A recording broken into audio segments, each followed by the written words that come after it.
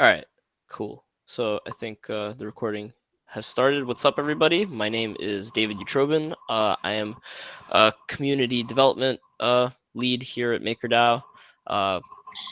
And geez, it's a new year, and I'm totally waffling on how to start this community call.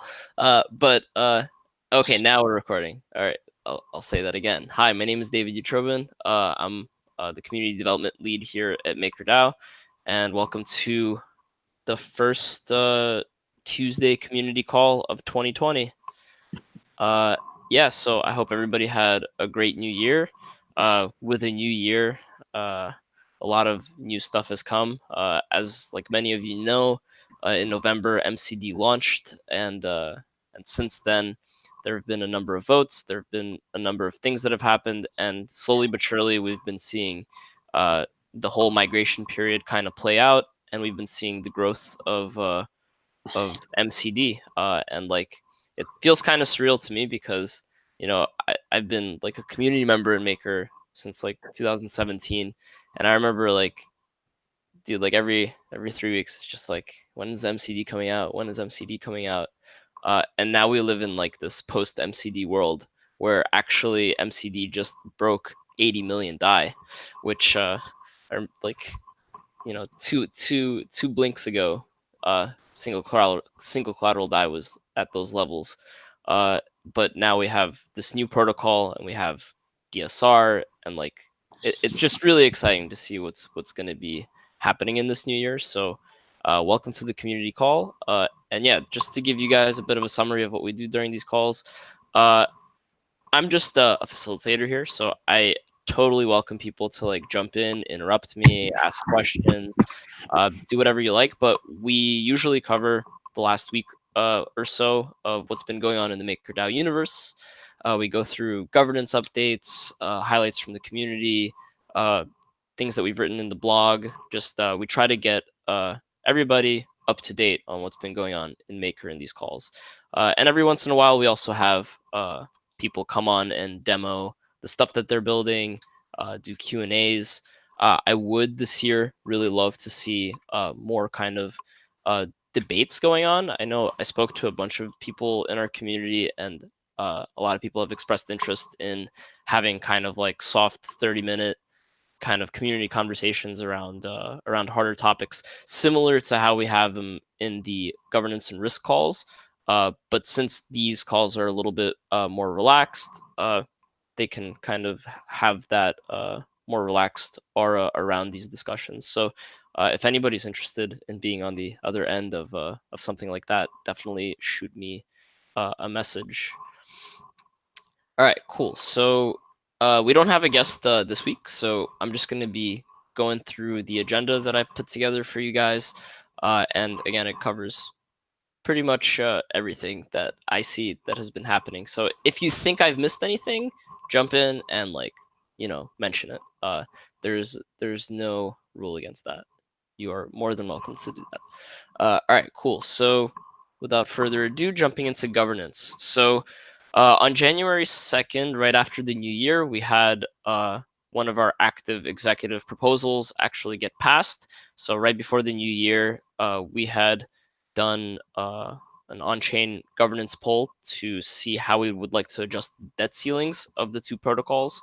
So in multi-collateral DAI, we adjusted the DAI debt ceiling from ETH from 75 million to 100 million. So now you could issue 100 million DAI against ETH, which brings up, I think, the total global debt ceiling of just multi-collateral DAI to 103 million, because you can make 3 million from BAT.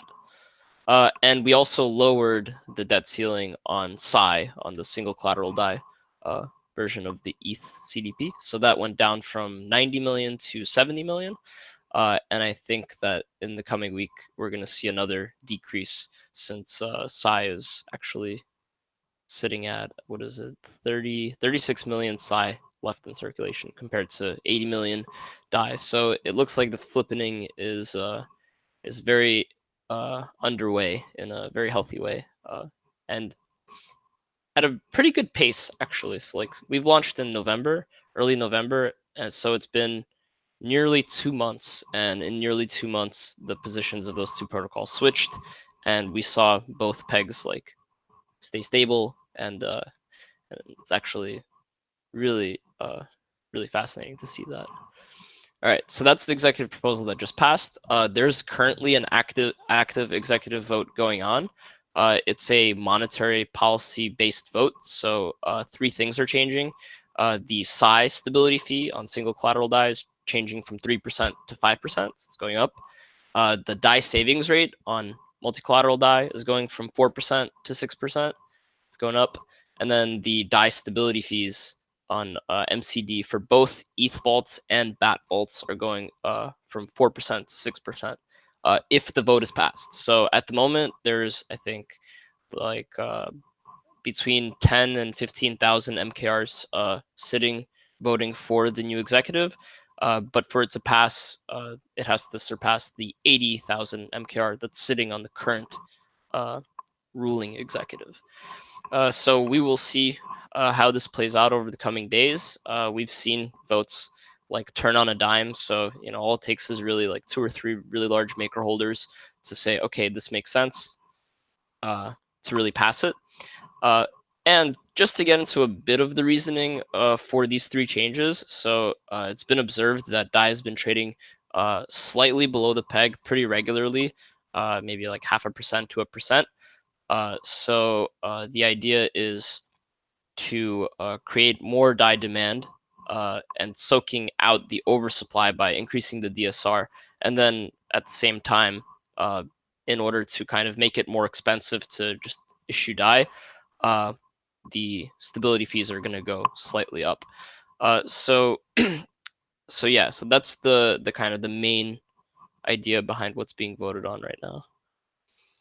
There's also 3 governance polls that are coming out, that are out right now that MKR token holders can vote on. And if you don't know what the difference between a governance poll and an executive vote is, it's super simple. Governance polls just measure sentiment, and so they are like a real measure of MKR holder like support for any given type of rate change. And so the governance polls, once they conclude, inform the next executive vote. So if a bunch of rates are selected in the governance poll that are different from the current executive vote, then next week a new executive vote will arise and we'll have the rates that were voted on in the governance polls there. And then once that happens, it actually gets implemented in the system. So right now there's 3 governance polls. It's the PSI stability fee, the DAI stability fee, and the DSR. So MKR holders, go express your vote if you feel that any of these should be changed. Otherwise, yeah, you can also just keep your MKR on the current executive, which would vote for, I'm sorry about that, which would vote for the current rates. All right, cool. So there was a summary of Thursday's risk and governance call. So we had our first risk and governance call of the year on Thursday. It was pretty laid back, but we were getting everybody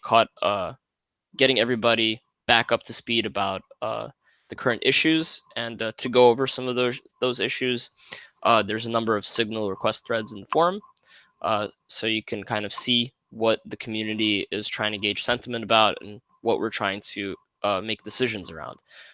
And the primary thing that we talked about was actually a proposal by Hexanaut, whose name is Sam, and he did a presentation on MakerDAO's governance model and how he proposes that we should look at it and change it and approach it in the near future to make it a lot easier and clearer for MKR holders to make decisions. And the main idea is like, one vote, like one function, one vote. So for monetary policy votes, things would get bundled together. So all the rate changes for technical fixes, like we wouldn't mix a vote for a technical fix with a monetary policy vote. And basically he gets into some of the semantics behind how we do our on-chain voting.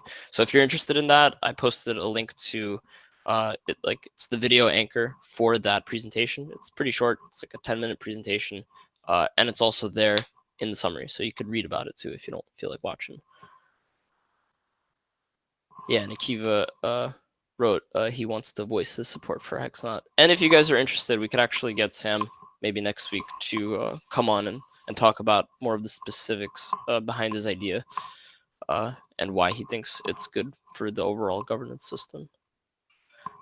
Yeah, separation of concerns is like the keystone kind of thing behind his idea. Like, we don't want to mix a ton of different reasonings for like a single vote. We should have each vote reflect like a very clear goal and decision that we're making.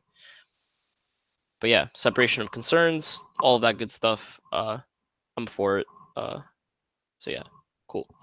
Moving on. Yeah, so if you guys don't know about governance at a glance, and you are trying to participate more in MKR governance this year, definitely check it out. It's a living forum thread that gets updated every week by Long for Wisdom, and I think a couple other people also update it. But it has all the most recent stuff that's going on. Like I said, it has like signal request threads, which are these types of threads where there's an on forum like poll. It's, you don't necessarily have to be an MKR holder to vote in it, but it's mainly for trying to understand where most people are leaning in regards to like a certain complex issue. So the current signal request threads are: should we replace the weekly DSR rate governance poll with a DSR spread governance poll? This actually speaks to a bit of the nuance that Hexonaut is talking about. There's also a signal request for parameters for single collateral DAI shutdown, and actually two of them. So there's, should we decide on a date for emergency shutdown based on like a future date and also a future like supply mark? So like if it hits 30 million, should we begin to vote for emergency shutdown, or 10 million? And then likewise, what about peg stability? So if we see that the psi peg is slipping and like is becoming gradually more unstable, should that trigger an emergency shutdown vote from maker governors? So there's several conversations going on around how to handle the shutdown, the eventual shutdown of single collateral DAI, and it really just looks like, what are people most comfortable with basing that kind of decision on. And then the last signal request thread was: how do we handle executive bundling in relation to technical changes? And again, goes right back to Sam's separation of concerns. It's like there's pros and cons to bundling, but like it's better, in my opinion, and this is totally just my opinion as an individual MKR holder, that we should separate out votes by like kind of bucket of what we're doing. But yeah, I invite you guys to read through the forum threads. Yeah, there's definitely a lot in there to help you inform your opinion. So okay, that's it for governance. Let me know if I missed anything, but I'm gonna move into partnerships, integrations, and grants. And actually, this is a perfect time to say internally in the in the community development department, we have a grants program that we've been actively giving through for the last year, and we put it on pause around the time MCD launch was announced, and it's still on pause. So we actually extended the pause of this program through to February 1st. So if you are applying for a grant and you're sending, your one pager and whatever other requirements there are to grants@makerdao.com, then just sit tight. If you have an active grant that was paused, you should be getting an email from Rich in the next day or two with a bit of an update. But yeah, we're going to be slowly ramping up the grants in about a month and a half. And we're also looking to expand our resources and figure out how to more efficiently handle that alongside all of the other stuff that we do in community development. Cool. So we saw a few things in the last couple weeks. We saw W Plus announce a collaboration with MakerDAO. I actually have no idea what W Plus is. I think it's like a wallet. I'm not 100% sure. DAI and Fulcrum now earns DSR, and they use Chai, which is pretty cool. Similarly, I don't know if I announced it or if I mentioned it in the last call, but OKX also integrated DSR for user deposits, and Compound also integrated DSR to the non-utilized pool of DAI that's in the DAI market. So if 75% of it is being lent out, the other 25% is sitting there and collecting that DSR yield, which is pretty cool. Yeah, so what else we saw was Axie Infinity came out with their community alpha, which is it's really exciting because video games and DAI are like the perfect match. So let me just check the chat for a second. Hi, David. Glad if you would share any latest resources, code, samples to build DeFi dApps. Okay, yeah, sure. So I'm gonna actually, I think I might have mentioned it.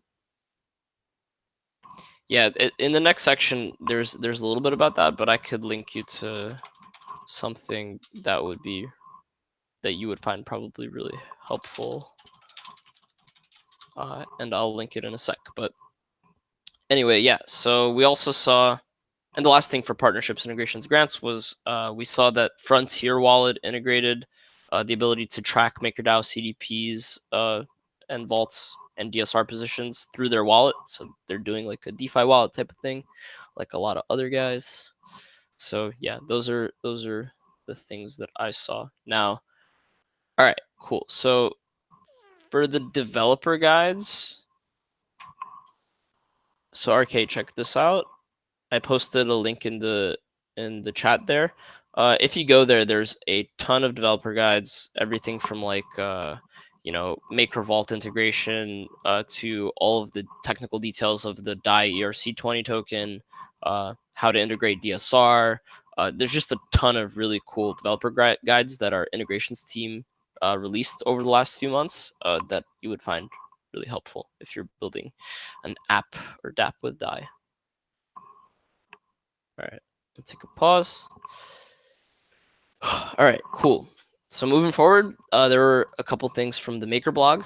And so we saw that the Maker Foundation created something called the DAI Foundation, which is an independent foundation that has its own board of trustees, which I'll name in a sec. But the goal of it was to transfer the trademarks and software IP to the DAI Foundation so that we would have a decentralized, sort of safeguard over the trademarks that belong to MakerDAO, right, and DAI.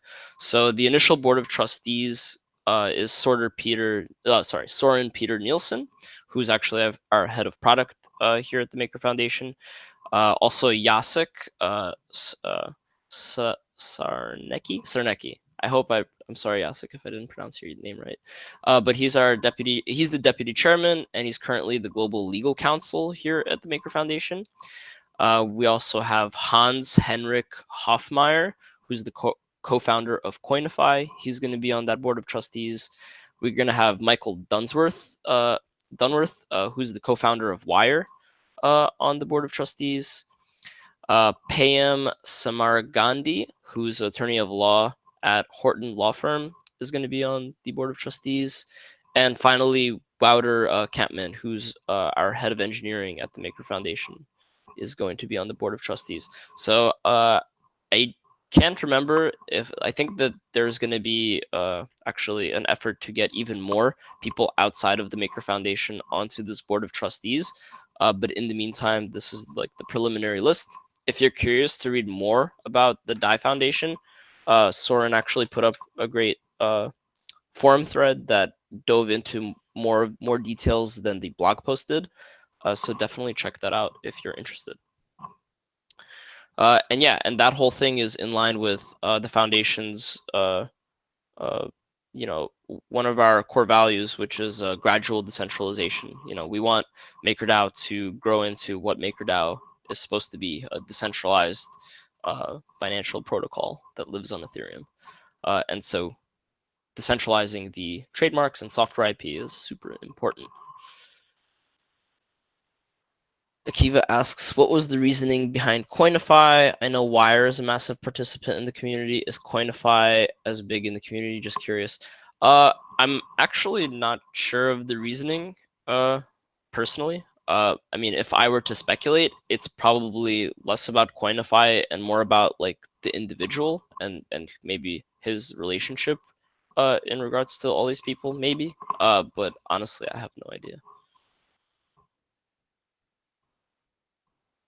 All right, cool. So the other blog post from our Maker blog was Making Maker, December 2019, which listed just a ton of the stuff that happened in December, which actually was like quite a lot. So there was the Maker sale to Dragonfly for like $27 million. There was the transfer of the MKR token control, which was also in line with gradual decentralization. So now the MKR token is controlled by the chief, or I forget the technical details of it, but yeah, the MKR token control is now in the hands of the protocol. There was also the flippening, which was just MCD surpassing single collateral DAI. There was a new Maker documentation portal. So if you guys don't know about it yet, go to docs.makerdao.com, docs.makerdao.com. There's a ton of amazing documentation there that Charles St. Louis and a bunch of others worked on. Matthew Rabinowitz asks, when will the Berner wallet get toasted? I don't know. I have no idea. But I know that David Mihal and Austin Griffith and them, they're working on some really cool stuff for ETH Denver. So for those of you in the know, stay tuned, because I have it on good grounds that they're building something cool. Yeah, so new technical documentation portal, docs.makerdao.com. There was also the governance security module issue that actually is still outstanding. GSM still has a 0 delay. The vote did not pass despite the kind of public initial passion. There was also some trade-offs that I guess Maker token holders decided were important enough to not pass the vote right away. So at the moment, the GSM question is up in the air, and Maker governance is trying to figure out how to move forward with that issue. And I think it's going to result in just like a repolling of the situation, and then eventually it will go into an executive vote, probably in a couple weeks. But yeah. What else? New community maker governance dashboard. Oh yeah, that's right. So there's a new ecosystem dashboard that our team came out with, and it actually tries to capture all of as many of like the most popular DAI integrations in our ecosystem. So things like Argent and Instadap and Wire. Like there's a bunch of really cool tabs like Get DAI, Use DAI, Hold DAI, Accept DAI, Play with DAI. And so you can kind of, if you're a DAI user, you could jump around that page and see what you could do with your money. There's a bunch of fun stuff you could do. And then there was just some community highlights, event recaps in that post, which I will not get into. All right, so that's it for the Maker blog. I'm going to take a quick pause. And sorry for this being a bit of a monologue. Feel free to jump in and conversate. It is, I know everybody is kind of in that post New Year's fog, or like getting back into it, right? I know I am. But anyway, cool. Some highlights from the community. We have Nikolai Mushigilin. I forget how to pronounce his last name, but he's not a former MakerDAO contributor. He's actually the former MakerDAO co-founder. He's one of the main architects of the system. He donated. He pledged 10,000 MKR, but he donated up front, or is donating upfront 34 or 3,200 MKR to Carnegie Mellon to establish a research department for DeFi. So he is going to be, yeah, I don't know much more than that besides his Twitter announcement, but really, really cool to see him do that. So that's some really exciting news from this week. Nikolai also enabled the public moderation logs on the Reddit, which is cool. Yeah, that's it. The developer creations, there was a handful of things that happened in the last couple weeks that people have built. So on our part, on the foundation's part, you can actually now watch your savings accrue in real time on the Oasis app. So now you can watch those beloved decimal points slowly go up, which was always fun. Most exciting, like $3 I ever made was on Compound, just watching those damn decimal points. Mariano Conti made die stats very fast, so it used to update every 30 seconds. Now it updates every 10 seconds, and it actually updates, I think, all of the variables on that page at once, if I'm not mistaken. He wrote 30 calls to the blockchain condensed into one call using the multi-call smart contract, thanks to Michael Elliott and Joshua Levine.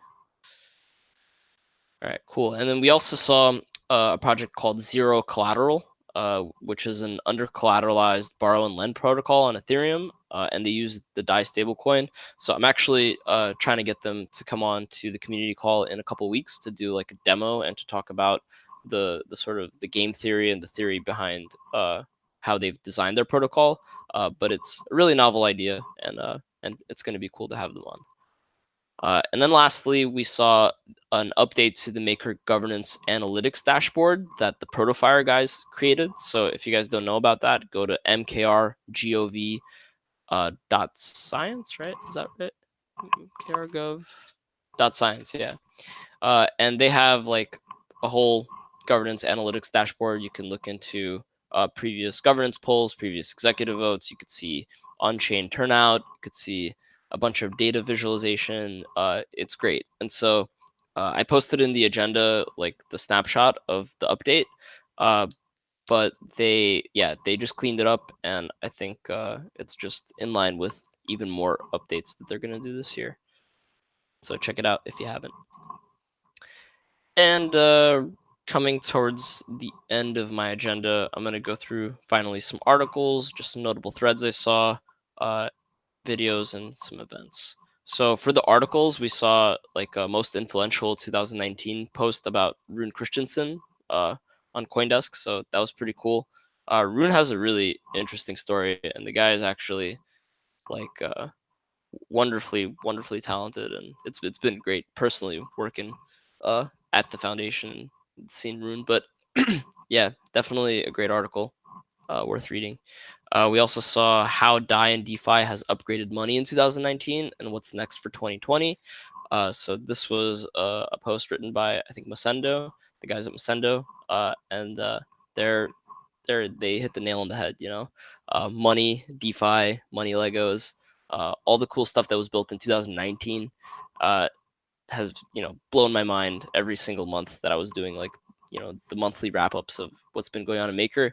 Just like every single month, people are just building these insane things.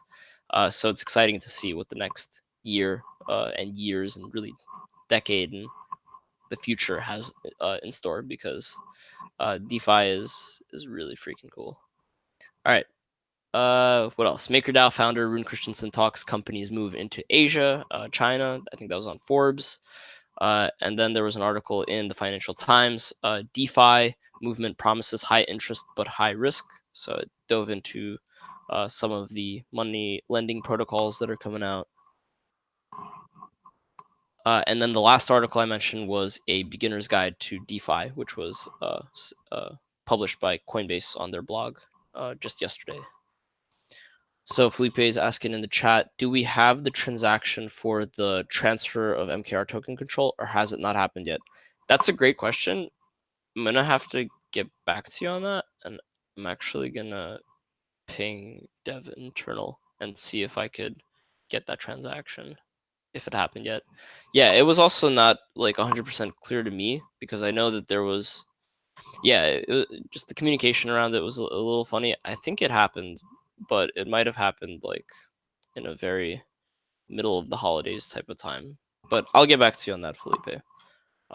And if it hasn't happened yet, I'll mention that in the next community call. No problem, man. All right, cool. So where was I? All right, here we go. Cool. So, and then finally, a few notable threads. There was a really interesting conversation in the governance forums about improving the Maker governance process, which there's an idea basically where if you're voting in the Maker protocol, there should be some lockup time for your MKR. That way you can't there'd be less of a risk of a malicious governance attack. So let's say somebody's borrowing MKR on Compound and also has a bunch of MKR themselves and wants to really quickly pass like a malicious proposal with like one or two of their other big MKR friends. They wouldn't be able to do so because they would vote with all of that MKR, and depending on the weight, so like it's kind of like a sliding scale. The less MKR, the lower the lockup. So if you have like 10,000 MKR sitting in the governance contract, it'll be locked for, let's say, like 7 days, versus if you had like 100 MKR, it would only be locked for like 2 or 3 days. So I thought that was a pretty great idea. But yeah, a lot of interesting ideas occur in the forums, and I think one of the main focuses of our community over the next years really is going to be documenting those improvement ideas and then actually putting them through a process to get them implemented. And yeah, so hopefully we're going to be seeing some cool stuff around that in the coming months. Lastly, there was sorry, I keep saying lastly. It's not lastly. Yeah, so there was a couple more threads. There was a thread on Reddit about the GSM vote failing to pass. There's some good conversation in there about why. Not going to get too deep into it. Yeah, and then lastly, there was just a thread noting that 10,000 MKR is in the Berner, and that's 1% of the total supply. It's like a pretty cool milestone for MakerDAO. Single collateral DAI was out and is out, I guess, for 2.5 years now, or two years and some months. And so it's really nice to see the system in action. Yeah. And then finally, for videos, there was a video. I think Lix made it. Was it Lix? Yeah, it's called 2 Years of Single Collateral DAI. And actually, let me see if I could share my screen. And it's a really short video, but it's really cool because it's a data visualization of basically the protocol. So give me just a second. I'll share my window here.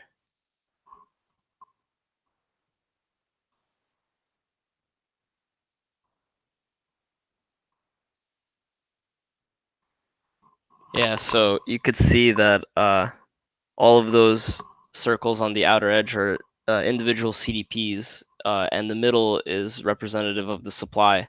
And you could see how people are creating DAI and burning DAI, and it's just thousands and thousands of individual CDPs. I just think this is so cool. I don't know about others, but David, we can't see anything. Oh no! Oh no! Here, hold up. Let's try again.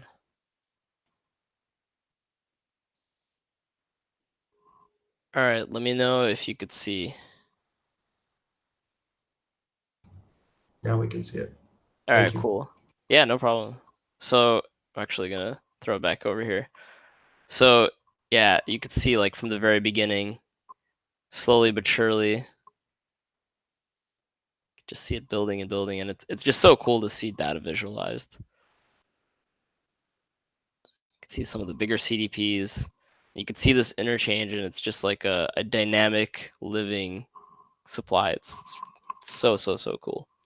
But yeah, here's the link. You guys could check it out. But yeah, I thought that was super cool. So yeah, there's my video that I found for to give an update about. And all right, lastly, there's a handful of events that are happening. We have a bunch of people from our business development team here at the foundation at CES 2020 in Vegas right now, which is the Consumer Electronics. What does that stand for? Systems, yeah, Consumer Electronic Systems Conference of 2020. So it's like one of the biggest consumer like electronic like conferences in the world. And there's also, I think on the same day, a digital money forum, also in Vegas. So we're participating in that. Yeah, Consumer Electronics Show. That sounds like what it does stand for. Yeah. So my bad, got that wrong. But either way, yeah, we're over there representing, and we have a booth there. So if you're there, definitely come visit us. Tomorrow we're going to be participating in Ethereum London, which is a meetup over there. Maria's going to be there. And then on the 9th, again in London, we're going to be doing a MakerDAO and Friends meetup. All right, cool. So that's it for all of my monologue updates. I hope that was good and not too unbearable. Definitely want to invite more guests and conversation onto the call. So feel free to jump on in. But anyway, if you got, I'm gonna give it maybe like a few more minutes. Anybody could jump in on the mic and ask questions if you guys like. But yeah, otherwise we could end the call a bit early. I'm gonna stop recording in 5 or 6 minutes, maybe less if there's no questions or convo.